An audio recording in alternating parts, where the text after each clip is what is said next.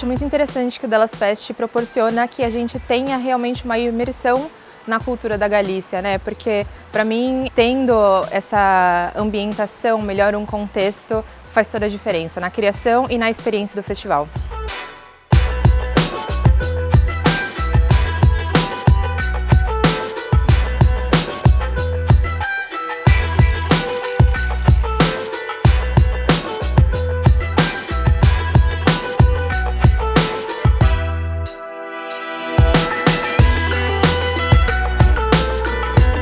La idea de este mural es un poco una suma de memorias de diferentes personas con elementos que pueden parecer aislados, pero que busca un poco dar información o generar una imagen que pueda unir un poco todos esos relatos o esas memorias, esa idea de morriña, de recordar el pasado de San Lázaro, de cómo era San Lázaro antes.